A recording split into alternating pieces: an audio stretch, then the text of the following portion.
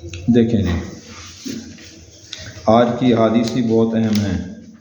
بسم اللہ الرحمن الرحیم، دین اور ایمان کے شعبے اور اس کی شاخیں۔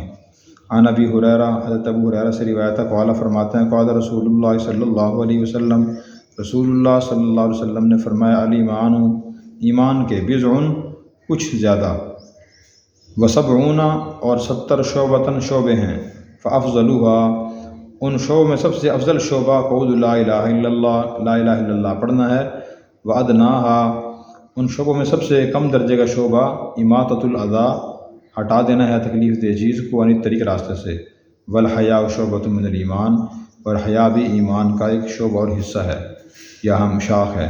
یہ صحیح بخاری مسلم کی متفق علیہ حدیث ہے، بہت اہم حدیث ہے۔ اس میں حضور صلی اللہ علیہ وسلم چند باتیں ارشاد فرمائی ہیں۔ پہلی بات تو یہ ارشاد فرمائی کہ ایمان کے 70 سے کچھ زیادہ شعبے ہیں اور شاخیں ہیں، ان میں سب سے افضل شاخ جو ہے وہ لا الہ الا اللہ ہے، اور سب سے کم درجے کی شاخ وہ راستے سے تکلیف دہ چیز ہٹا دینا ہے۔ پھر فرمایا کہ ایمان بھی، حیا بھی ایمان کا شعبہ اور اس کی شاخ ہے۔ یہ تو حدیث کا مفہوم ہو گیا۔ اب اس کی تشریح ہے کہ حضور نے فرمایا 70 سے کچھ اوپر ایمان کے شعبے ہیں، تو سب سے پہلی بات کہ 70 سے کچھ اوپر سے بضع کا معنی محدثین نے اور اہل لغت نے بیان کیا کہ 7 ہوتا ہے، تو اس لحاظ سے بضع و سبعون کا معنی بنتا ہے 77۔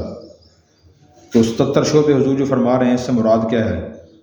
تو بعض محدثین نے تو یہ فرمایا کہ اس سے جو ہے نا وہ اعمال مراد ہیں، پھر انہوں نے گنوائے بھی ہیں کہ 77 یہ ہیں، مثلاً نماز پڑھنا، روزہ رکھنا، حج کرنا، زکوٰۃ دینا، اخلاق درست کرنا، حقوق العباد، بندوں کے حقوق ادا کرنا، انہوں نے گنوائے بھی، گنکیاں گنوائی کہ 77 ہیں، اور یہ حدیث کی مراد ہیں۔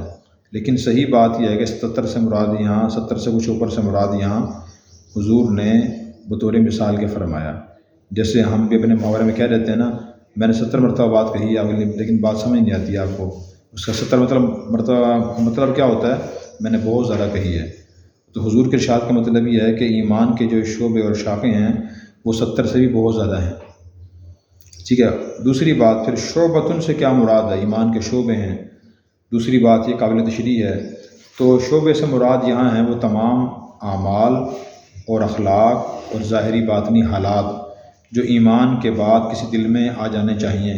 جیسے ایک درخت ہوتا ہے، اگر وہ تر و تازہ، اس پہ شاخیں لگتی ہیں، پتے لگتے ہیں، پھل لگتا ہے اس پہ، تو اسی طرح اگر کسی کے اندر واقعی ایمان آ گیا پھر اس کو، اور مسلمان ہو گیا، تو اس کو ایمان کی شاخیں لگانی چاہیے۔ وہ شاخیں کیا لگائے؟ اپنی نماز درست کرے، نماز پڑھے اور صحیح سیکھ کے پڑھے۔ اگر اس پر زکوٰۃ فرض ہے تو زکوٰۃ صحیح طرح سمجھ کے ادا کرے۔ اگر اس پر حج فرض ہے تو حج کا طریقہ سیکھ کے حج صحیح طریقے سے ادا کرے، یہ بھی ایک شاخ ہے ایمان کی۔ اسی طرح اگر رمضان کا مہینہ ہے تو وہ رمضان کا روزہ رکھے، آداب کی رعایت رکھتے ہوئے بھی ایک شاخ ہے۔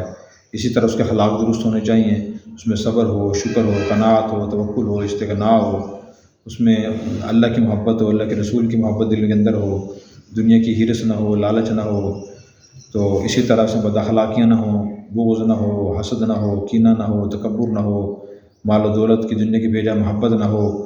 تو یہ ساری چیزیں ایمان کے شعبے ہیں، ٹھیک ہے۔ ظاہری بات نہیں ہے، بندوں کو خوب ادا کرتا ہو، اس کے اندر آداب بھی اس کے اندر ہوں، بڑوں کے آداب، چھوٹوں میں شفقت، انبیاء کا ادب، اللہ کا ادب، اور بڑوں کا ادب، ماں باپ کا، بہن بھائیوں پہ شفقت ہو، حقوق العباد، صلہ رحمی اس کے اندر ہو، یہ سارے ایمان کے شعبے اور شاخیں ہیں۔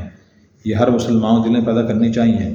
آج کل صورتحال یہ، ایک آدمی صرف نماز پڑھتا ہے، نو سے نماز کا طریقہ آتا ہے، کلمہ پڑھتا ہے، خود کو مسلمان کہتا ہے اور سمجھتا ہے کہ میں کامل ہو گیا ہوں۔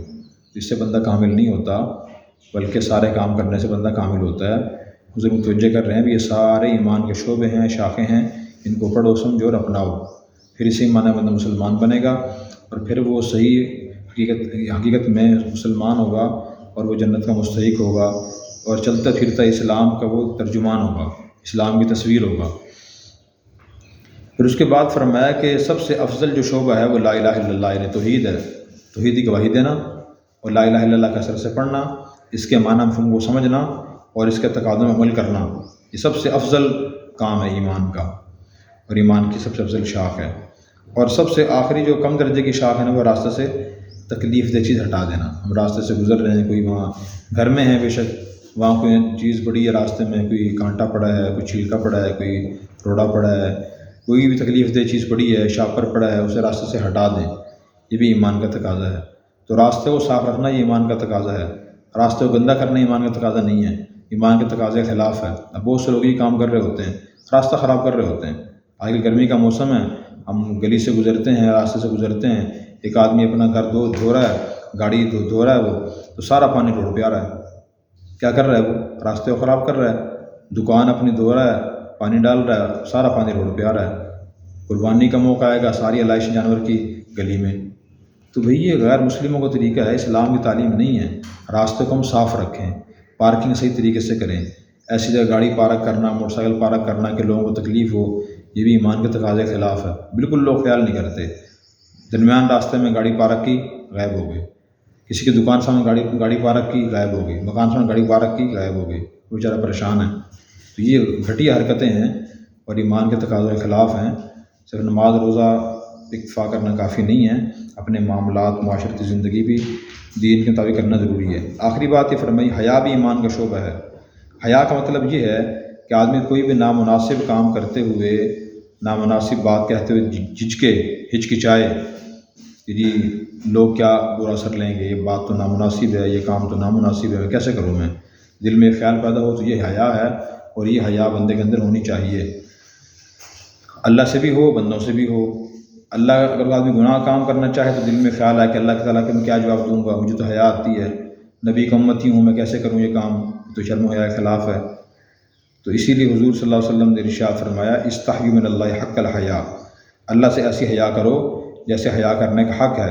تو صحابہ نے عرض کیا، نستحی والحمد للہ، اللہ کا شکر، الحمدللہ ہم تو یا رسول اللہ حیا کرتے ہیں۔ حضور نے فرمایا کہ لیس ذالک، جو تم حیا سمجھ رہے ہو وہ کامل حیا نہیں ہے، ولکن الاستحیاء من اللہ حق الحیا ان تحفظ الرأس وما حوا والبطن وما وعا وتذکر الموت والبلاء ومن فعل ذلک فقد استحیا من اللہ حق الحیا۔ حضور نے معنی مکمل حیا یہ ہے کہ آدمی اپنے سر کی حفاظت کرے، کہ دماغ میں اور سر میں بھی غلط خیالات نہ لے کے آئے جان بوجھ کے۔ اسی طرح آدمی اپنے پیٹ کی حفاظت کرے، پیٹ میں کوئی حرام خوراک نہ ڈالے، یہ حیا کا تقاضا ہے۔ اور اسی طرح آدمی موت کو یاد رکھے، موت کے بعد بوسیدہ ہونے کا خیال کرے۔ جس نے یہ کام کیا اس نے حیا کرنے کا حق ادا کر دیا۔ تو یہ ہے شرم و حیا کے تقاضے۔ حیا بھی ہونی چاہیے، خود ہمارے اندر بھی حیا ہو کہ ہم کسی بڑے کے سامنے، اللہ کے سامنے نامناسب بات کہتے ہوئے کام کر جھجکیں۔ بہت سے لوگ بے باک ہوتے ہیں، بے حیا ہوتے ہیں، وہ سمجھتے ہیں میں تو بہادر آدمی ہوں، میں ڈرتا کس سے نہیں ہوں۔ تو یہ فرق کرنا ضروری ہے۔ جو بہادری کا تعلق ہے وہ ہے میدان جنگ سے، وہاں لڑنا ہے، وہاں کوئی شرم نہیں کرنی، لیکن بڑوں کے سامنے نامناسب بات کہتے ہوئے، کام کرتے ہوئے، اونچی آواز سے بولتے ہوئے جھجکنا، یہ شرعی حیا ہے، یہ بندے میں ہونی چاہیے۔ اللہ تعالی ہمیں سمجھ کر عمل کرنے کی توفیق عطا فرمائے۔